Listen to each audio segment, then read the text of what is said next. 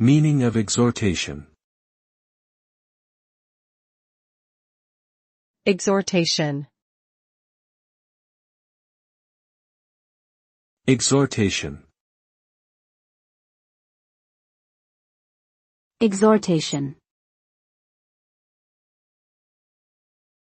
Exhortation. Exhortation refers to an act of giving earnest advice or encouragement.